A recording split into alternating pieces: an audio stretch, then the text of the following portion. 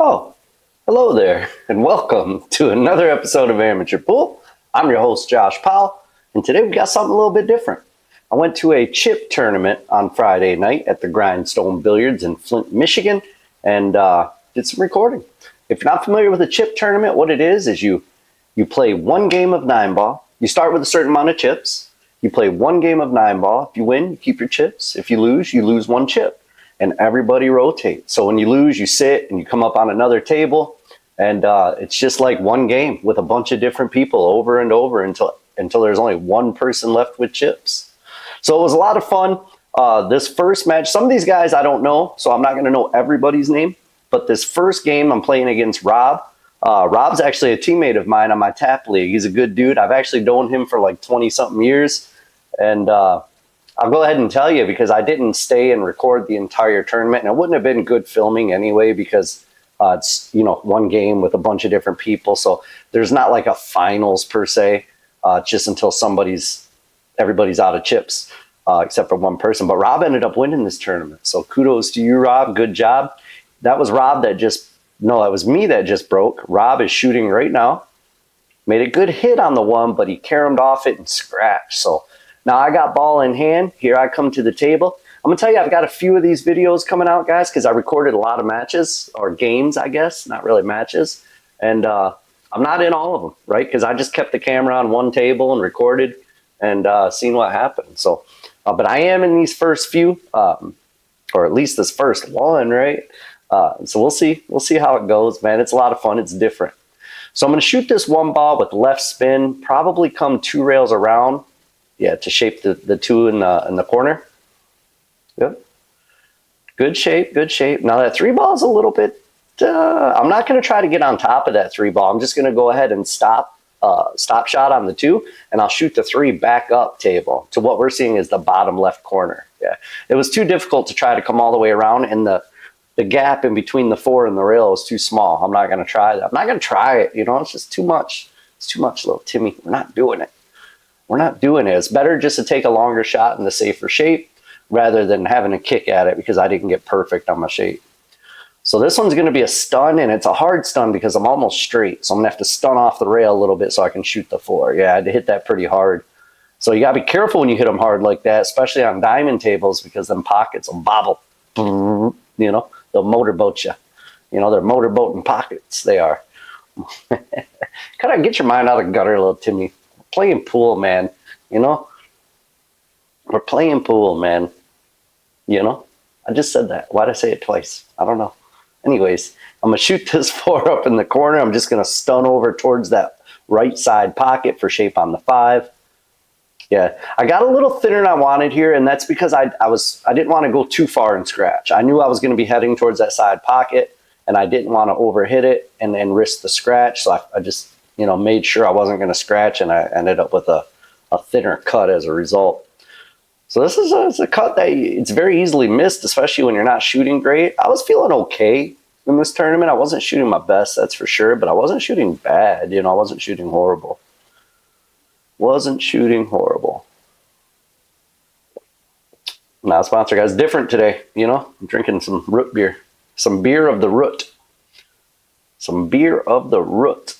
Sarsaparilla, I think is, I don't know. I don't know what I'm talking about, guys. I just say stuff, Half the time I don't even know. All right, I got kind of an ugly shot here on this 7 ball. I mean, it's makeable. It's definitely makeable. But I got to control the speed on the cue ball because this can easily get away from me. That's the tricky part, is making the 7 and not getting a horrible shot on the 8 here. Yeah, that's too hard. I'm going to end up way down table. Yep. Yeah, so that was the worry, right? Ending up with a horrible shot on the 8. So now I'm shooting from the end rail, and look where the 9 ball's at. So what am I going to do? I can't draw the ball because the 9 ball's against, or the cue ball's against the rail. So I can't draw it back for shape. And it's a hard enough shot just to make itself, let alone adding power and spin and trying to get something weird to happen for shape. So I think the best bet here is just to roll it in and take the hard cut on the 9. So take your medicine, so to speak. Sometimes it's better to do that than to try to over-maneuver the cue ball. You overwork the cue ball and end up missing the shot. Then you got no chance on the next ball. You know, if you just clutch up the shot, and then you can at least have a chance on the next ball.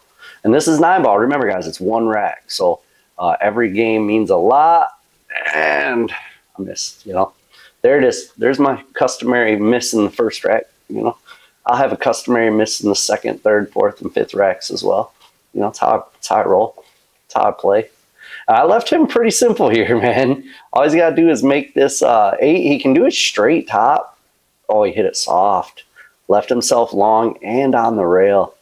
That makes this shot exponentially harder. That's a big word for a gentleman such as myself, you know. I don't know where I come up with that big word, but a lot harder. All it means is a lot, little Timmy. It doesn't mean much, you know. It just means a lot harder. All right, so let's see if he can clutch up. No, he missed it by 2.5 million diamonds, bro. What are you doing, Robbie?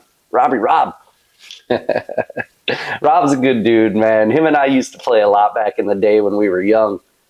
We used to play for, you know, 10, 20 bucks, you know. It was a lot of fun. That was when I was first getting into pool, and he used to beat me all the time back then, but not no more, sucker. Not no more. He quit playing for a long time as well. He just started getting back into it. I won that first game, aka match, because remember the matches are only one game, so this is a new challenger. I don't know this gentleman's name, but he's up to the break. So the incoming player always breaks. If you win, you rack, wait at the table, and the incoming player, the challenger, is going to break. So, and that's tough in a race to 1 in 9-ball, you know. But it's a real fun. It's a real fun tournament, and it is handicapped in the sense that the lower your skill level, the more chips you get. So the more losses you can take. You know, some people start with 8, 9 chips. Some people start with 4 or 5 chips. So that's how they handicap these chip tournaments. If you've never played one, they're a lot of fun. You know, it's good for all skill level players. It's not always the best player wins because, in fact, when you're staying on a table and winning and winning and winning, you're playing game after game after game, and then if you lose, you have to sit for a little bit before your next match. So obviously, the less you play, the less chance you have of losing chips. So it's a little funky, man. The way it's structured is a little funky, but it's a lot of fun. All right, so I'm going to hit this with draw, come off the back rail where my hand's at, vibe where my hand's at, and out towards the middle. So that way I've got a good shot at the 2-ball. Now I'm going to have to take a cut on this 3. There's no trying to get good shape on the 3. So I'm just going to hit this 2-ball lightly with some right spin, come up to about the spot where you rack the balls. Yeah, pretty close to it. And then take the cut on the 3. And looks like I'm going to have to shoot a combo on the 4-5 as well. Unless I try to run into it here. I could use straight top and try to run into the 4, but that's a little risky. I'd use right spin. Yeah, right spin. I overhit it, though. I hit it too hard there, little Timmy. If I'd have hit that softer, I'd have been in much better shape. So now I've got to shoot. The combo it's not a hard combo as far as combos go, but from this angle, it's exponentially harder than it needs to be. I don't know why I keep using that word, guys, but this is way harder than it has to be from here. You know, if I would have been more straight, this would have been way easier. But I still clutched it up and hooked myself behind the 6, you know. Oh, man. I wanted to use a little left spin on the shot just so I was a little bit further away from the 4. And I used too much left spin. I'm lucky I didn't scratch in that right side pocket. But I'm unlucky because I got stuck right. I couldn't have played a better safety on somebody than this, you know. I think I'm almost touching the 6. There was like a little tiny gap, you know, little tiny. We're not going to say nothing about that. Little tiny gap. So I'm kicking at it. I made a good hit, but I missed the shot and left him pretty straight. I mean, this is a good shot. You know, it's not straight in, but he has just enough angle. He can stun up towards the middle of the table for the 6 in the side. And I think that's probably the shot he's going to take. Yeah, he's lifting the back of his stick. He's going to add a little bit of draw. Yep. Stunned way up table. He came too far on this. Now when he makes the 6, the cue ball is going to be going towards the 7. So it's going to be a lot more difficult to control and shape the 7 from here. Yep, that was always the problem. Oh, he scratched. I didn't see that coming. But it was always a problem, you know, controlling where the cue ball was going to end up with the path going into the 7.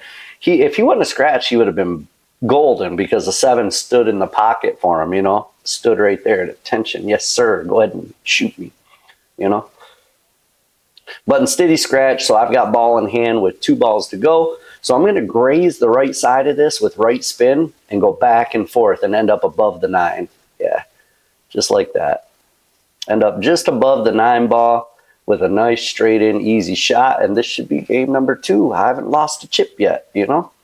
Haven't lost a chip. I'm still eating them Frito-Lays.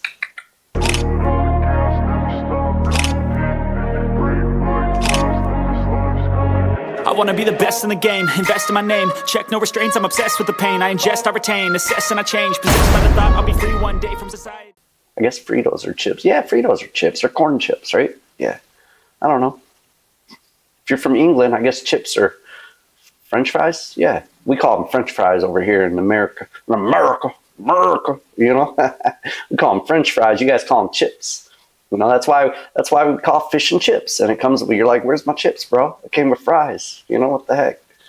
You know, fish and chips. It says fish and chips. It's misleading because I'm getting fries, not chips. But that's why, because in England, they call them chips, bro. I don't know. They got a lot of weird words over there, guys. A bunch of weirdos, you England people are. You UK people.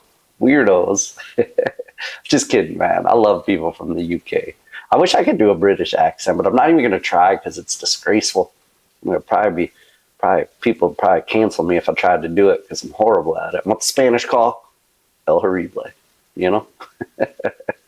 Some dude commented, he's like, well, it's funny because people who speak Spanish would never say el horrible. They would just say horrible. And I was like, I know, bro. But it's kind of an inside joke. My friends and I always say el horrible. Anytime like we do something that's bad, like horrible, we say el horrible. Oh, that was a horrible thing, man. You're what the Spanish call el horrible. So it's always kind of a joke, and I've always just used it.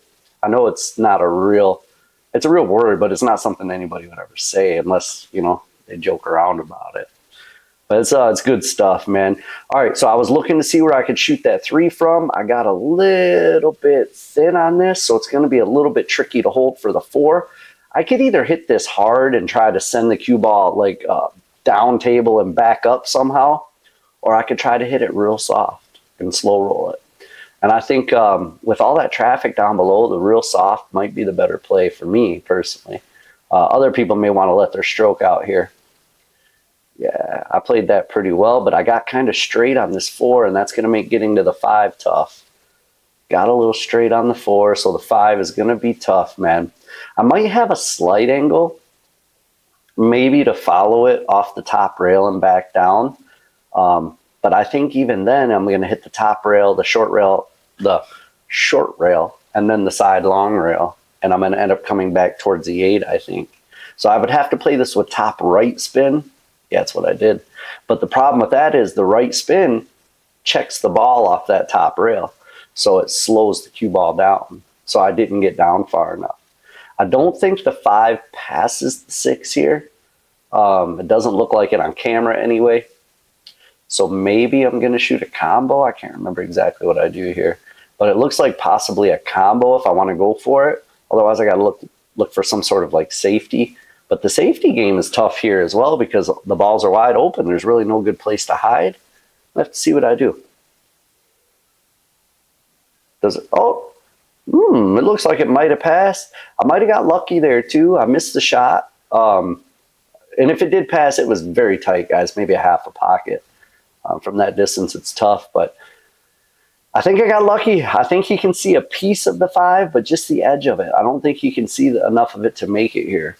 So I think I might have got lucky on this one. Might have. Shoot, luck's my middle name, sucker. I always get lucky, you know? I'm a lucky some gun. It's Family Channel. Family Channel. I can't be saying the B word, you know? Yeah, B word. Can't do it. Can't do it. All right, he's looking at this one pretty good, as he should, because if he can't make it, which I'm sure he can't because he would have shot it already, he's got to figure out some sort of safety. If he grazes the right edge of the 5 and banks it towards the middle diamond on the short rail and just sends the cue ball back up table, probably the best bet here. You got to use right spin so it doesn't double kiss. Yeah, he did a good job with that. Ooh, but it leaked out far enough I can see it. And if I can see the entire ball here, he's going to be in trouble. Because I can hit the ball almost full, just off to the left side a little with left spin. And I'll send the cue ball off that bottom short rail, and it'll spin over behind the 6, and the 5 should bounce back up table, bank back up table. Yeah, yep, just like that. I didn't execute that perfectly. I maybe hit it a little bit too hard. I wanted him right behind the 6. It looks like he can get. If the side pocket wasn't there, I'd say he may be able to go rail first and make a good hit. But with the side pocket being there, I think he's going to have to kick at this, rather than just rail first hit. I guess rail first is still a kick, right? Jeez. Who is this guy? Who is this guy? Yeah, he's looking at right now. If the side pocket wasn't there, he'd be golden because it would be an easy. He might even be able to make it with what's called a mirror shot. It's where you go rail first, But there's a way to measure all that mirror shot. I've done videos on it, shorts. Just take a look if you want to know what I'm talking about. Just measure. You measure the hit point distance to the rail at a 90-degree angle. Like here's the rail, here's the ball, here's the hit point. You measure that, double it, and then this is where you aim the cue ball at, and it mirrors. I don't know. It's probably a horrible explanation. I explained it to you. Good talk, everybody. Good talk. Good talk. I explained that so well. Now you guys know, and we'll move on. I was talking to the guy right there. I remember I was talking to him about his tip. When he was down shooting, I saw his tip. It was like glowing red. I'm like, bro, what is that tip, man? So he came over and showed it to me. And it's like an orangish color tip, but it's kind of translucent, opaque, if you will. I'm using all these big words today, guys. And when the light hits it, it almost looks like a ruby gem or something. It was glowing red. I was pretty enamored. There I go with the big word again, enamored, I gotta stop using all those big words, man. Makes me sound way smarter than I am. That's for sure. That's for sure. All right, I made a good shot. Stunned over to get a shot on the 6. I'll make this with straight top, and just naturally, the right is going to come over to the rail. Yeah, and I'll end up with a good shot on the 8 and the side. Now, I should just stop this, or maybe just draw it back about 4 or 5 inches, but that's not what I do. I put top on this with left, and I try to come 3 rails around for the 9, and I end up getting a worse shape than I would have had if I would have just stopped it. See what I'm saying? I would have been better off just stopping that or drawing it back a little bit. Problem is I would have had to jack up a little bit if I drew it, and I didn't necessarily want to do that. But it was dumb. You take more of a risk moving the cue ball around the table like that. So I should have never played it that way. Don't do what I do, guys. Don't do what I do there. But that's 3 in a row. 3 in a row, Joe. Can you believe it? I can't even believe it, man. All right. I remember this girl's name. Her name's Barbie. Super nice lady. I've seen her a bunch. I think it might be the first time I've ever played her in a tournament or a match or anything. But this is a good match, guys. Check this one out. We get into a safety battle. I don't remember the individual shots exactly, but I remember it being like a long safety battle for this game. So it'll be a fun one. She made a ball. She has a look at the 1, but look where the 3, 5, or 3, 7, 8 are all jacked up here, and the 3 is her next ball. So what do? Do you try to make the 1 here, or do you play a safety? She went for the make. I commend her for that. She wouldn't have had anything on the 3 though. Excuse me, had she made that, she wouldn't have had a shot on the 3. So I'm looking at this thinking, okay, I'm not going for anything here because there's no way I shaped the 3. So I just chip the ball up table, I use straight top on that, guys, just to bring the cue ball back behind the 4. So I played a safety on her because I'm hoping to get ball in hand, and maybe I can nudge that 3 into the open a little bit when I make the 1. But I did. The only thing I left her here is a kick shot, and it's a little tricky because I think the side pocket might be somewhat in the way. Not tricky enough, though. She hit it. And I don't think I can make that in the corner. I think the only option for me here is the right side pocket. Problem is I'm jacked up over those. That other ball was at 7 ball. I'm jacked up over it. So this shot is exponentially harder. That's the word of the day, guys. Word of the day. It's so much harder when you're jacked up to do a real thin cut like that, man. So I missed my shot there, but I got lucky. See me wave? I did the old, sorry about that. Sorry. I'm sorry. Stop waving your hand, Josh. Don't be an idiot. All right. So I got lucky there. I think she might be able to see a small piece of it, but I'm not sure it's even enough to cut into the side. I'm not sure. And I'm not sure, 100% sure she can even see it, to be honest. It's hard to tell from our camera angle here.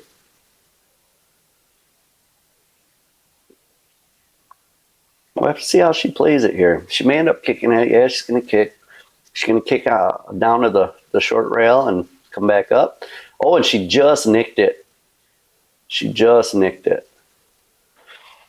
That was a good hit, you know. She just barely hit it. It moved a bit, and now I'm hooked back, guys. You know, I'm hooked back. She's like, I see your hook, and I raise you a hook, you know. And I said, touche, Barbie, touche, touche. All right, I think I can see the edge of it though, just the edge of it, just the tip. Yeah. Oh, that was pretty okay shot there. Don't scratch. Yeah. That worked out good. It's hard to just barely feather the edge of the ball from that distance for me anyway. You know, some of you guys are probably expert at that. Me, I have a hard time with that.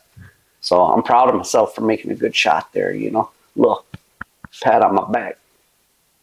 Pat on my back. Not my backside, little Timmy, just my back, you know. Not the whole backside. Oh, that was a bad hit.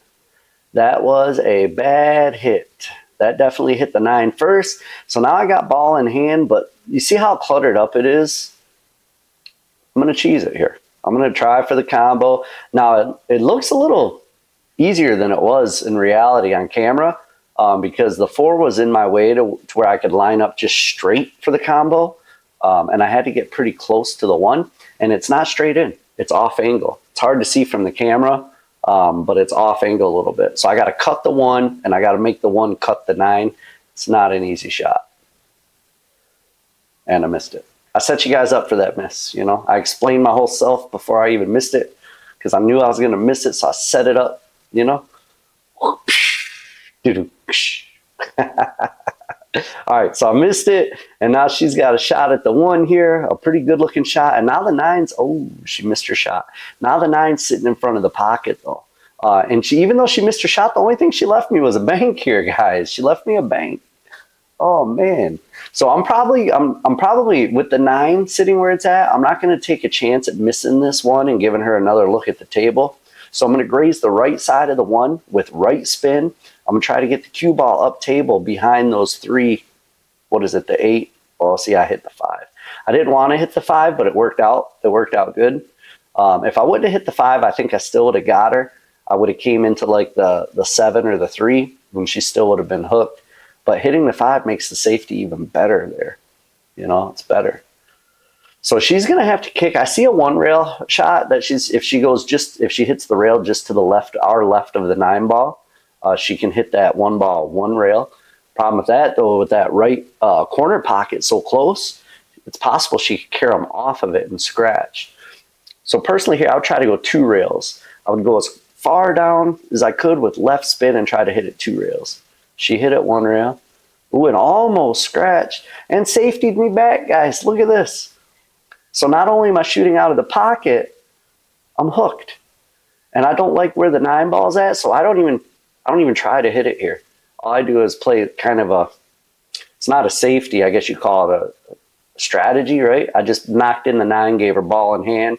That way she couldn't take an easy 1-9 combo because the way she's been shooting, I was taking a gamble that she's not going to get out on me here. You know, it's just an educated gamble, and, you know, from an uneducated man such as myself, it's just the way it is. You know, I said to myself, Josh, and I said, yes, self. And I said, there's a good chance she's not getting out here, Josh. And I said, you know what, self, you're right. I should just go ahead and knock in the 9 instead of trying to hit this and give her ball in hand with the 9 sitting in the pocket. And then I said, Josh, that's a pretty smart idea. And I said, thank you, self. All right, good talk, guys, good talk. Back to the match. Back to the match. All right, so she made the 1. She left herself thin and tough here on the 3, though. I mean, maybe she can cut that in, but it's a thin cut, and the cue ball is going to be flying back and forth like this. Universal sign for back and forth right there. Universal. You know, everybody knows that, back and forth, you know. It's either back and forth or don't do it again. You know, one of the two. So she missed the cut. It was a tough cut on the 9. She missed it, but another safety, man. Yet another safety. All right, what I'm looking at here, the angle I'm looking at is I want to kick. I have to hit the 3 off a kick, and I want to graze our left side of the 3 lightly and just send the cue ball down off the rail, and I want to try to hook her behind the 7 and 8. Hook her, you know, like that, but I hit it too hard. If I would have hit that way softer, it would have ended up nice, but I hit it too hard. And instead, I left her a good shot on the 3, and now the table's fairly open. The 4 goes, and once you get rid of the 4, the 5's wide open. She rolled that forward, so she left herself a little long on this 4 ball here. So this shot is, here comes the work, guys, exponentially tougher, you know. But she made it. That was a great shot there. You know, if I was going to expect her to miss, it would have been that shot. It would have been that shot if I was expecting a miss, you know. Not that I was expecting it. I was hoping, not expecting, you know. There's a difference. There's a difference there, you know. There's a difference there. All right, so she made the 5-2, but now she's got that same shot on the 7 that she missed earlier on the 3. Only now the cue ball's on the rail, so it's even harder. So if she wouldn't have let go of the cue ball, she would have been in good position. Yeah, she missed the shot. If she would have used stop or even maybe a little bit of bottom to draw the cue ball on that other last shot, what was it, the 5 ball, whatever it was, she would have ended up pretty good on the 7. She probably would have got out on me. But now I'm at the table with 3 balls and a wide open table, nothing cluttered. Chances are I get out here, right, guys? If you watch my channel, you already know not to believe me, or maybe I'm telling the truth. You just never know, you know. Maybe I get out, maybe I don't. I made a good shot on that 8 with straight top. Maybe I put like a quarter tip of left just to keep it from going straight at the 9. Ended up great on the 9. There's no way I missed this, guys. So that's the end of our first video from the chip tournament, you know. So I appreciate you guys watching. I've got more of these little quick hit videos to come, and I think they're kind of fun because it's fun. I get to play a new opponent every round. I'm not going to be in all these videos, guys. You know, some of them we're going to be talking about people we don't even know, you know, and that may be fun too, you know, talking about people we don't know. You know, some of you guys out there remember high school. We always talked about people we didn't know. You know?